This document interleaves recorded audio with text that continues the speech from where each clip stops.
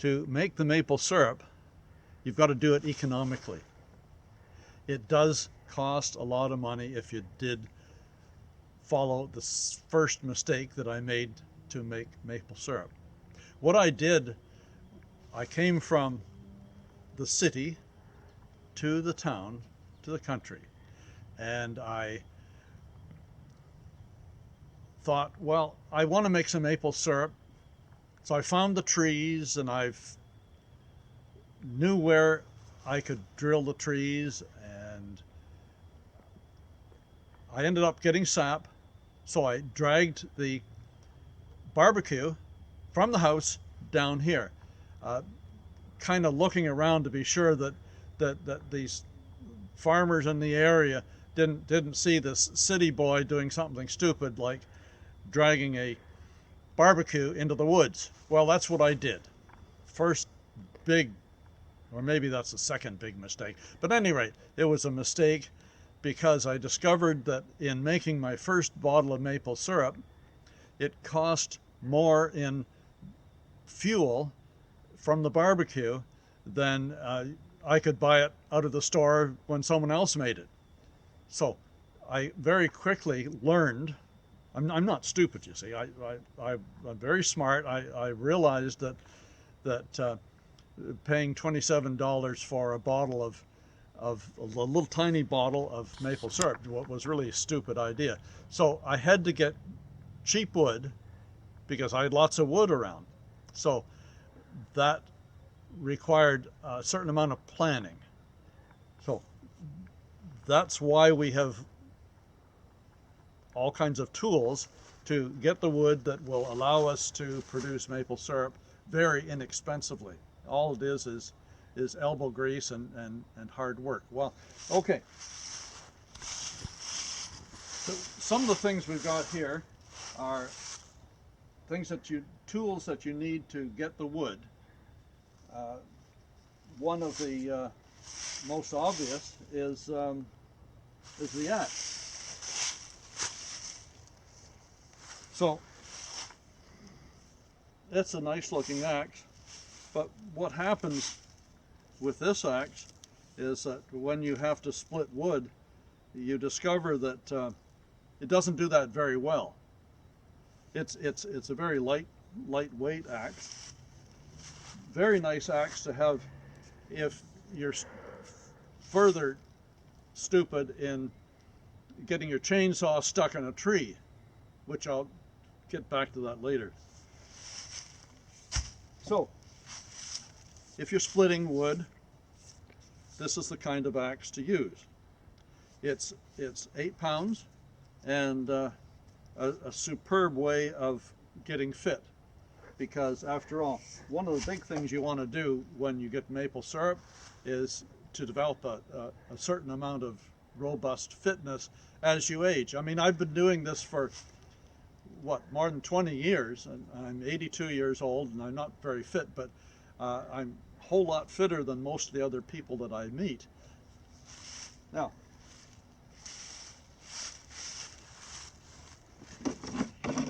one of the things you want to have is a chainsaw, and chainsaws are kind of tricky things because you can make all kinds of mistakes, and the people selling you the chainsaw are not going to tell you what you should do. For example, they probably won't even say, oh, well, put regular gas in the chainsaw. No. That's another big mistake I made. You know what? It cost me over $100 to make that mistake because I was using regular gas and not the high test gas. The regular gas has water in it. Not very much water, but when you look on the at the gas station, you can tell that the regular has water which will etch grooves in the cylinder of the chainsaw. Now, no one at the store tells you that. So the store guys, you got to be careful. There are certain tricks to avoid. Other problems, like the one I mentioned earlier, that you've got to put the chainsaw the chain on the chainsaw with the teeth going this way. If you put them going the other way, it's very hard to cut wood. So, another mistake. Boy, I sure know how to make mistakes. And that's why I'm so smart, because I try to avoid making these same mistakes again. And I don't think I've made that same mistake again. One of the things that you do with a chainsaw is after you've sawed wood for a while, the chain gets loose and it begins to hang down.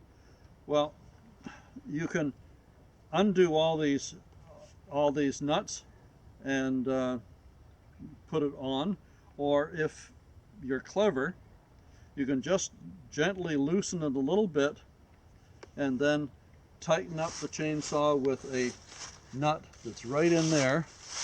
All you do is to turn it to the right, and that will tighten your the chain on the chainsaw, so you don't have to spend 15 minutes fiddling with the chain to actually get it back in place.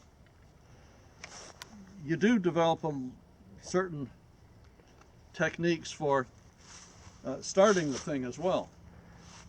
I'm not going to start here, but the people in the stores will tell you, well, you put it on the ground and then you pull it. Well, my technique's a bit different. I grab it like this so that the chain is facing away from me, and then I use the weight of the chain of the saw to make pulling the starting of it much easier. What you have to do is to buy your first chainsaw and start working with it, and you'll discover that there are all problems that if you forget and put gasoline in that hole, that's a mistake, because that's where the oil goes. Gasoline goes in there.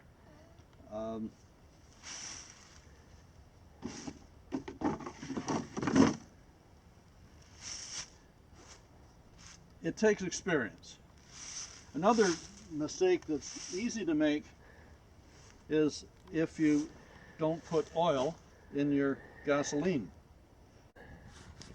The high test gasoline is what you want to put in the chainsaw, and you need to also put a small container of oil with every 5 liters of high test gasoline that you have, and that stops your chainsaw from seizing up.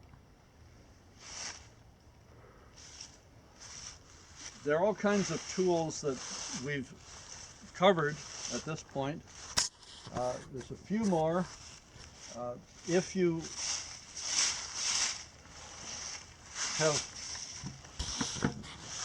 2 of these buckets and you have to travel from, say half a dozen different trees, you may want to carry them like this, which is fine. Nothing wrong with that. If you get lazy, you may want to put a yoke on yourself or your wife, or if you have a very stable marriage.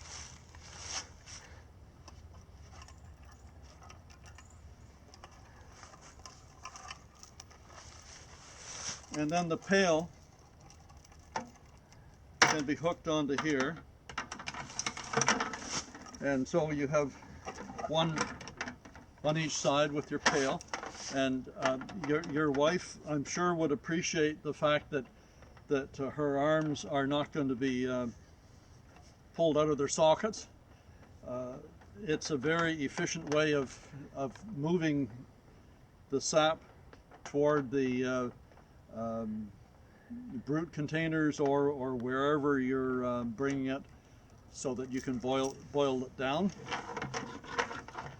But you don't have to have one of these, right? And you can't buy them in stores anymore. You've got to have it made to order.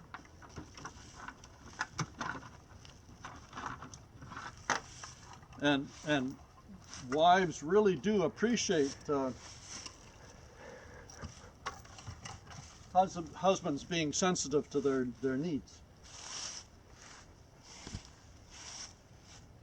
When you're cutting down trees, if you're doing it in the woods, you often get trees that are hung up.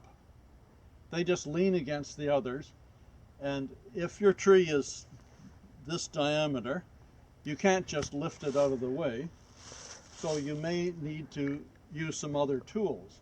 I have different tools.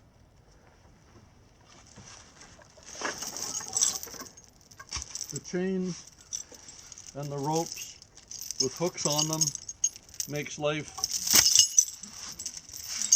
much simpler when you are pulling a tree that is stuck up in the woods.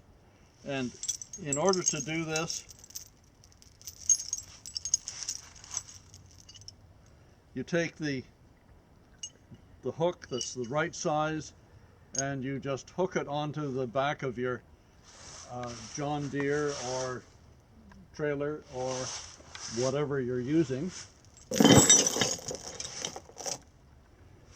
This John Deere is 18 horsepower, and that is enough pulling strength when you have the chains on the back of the John Deere to pull the heaviest of loads of wood up small hills. And the ATV, which is over there that my son lends me every year, that's got much more power and really nice thing to have, but all you really need is your lawnmower, which then gets converted into a snow blower when the snow comes.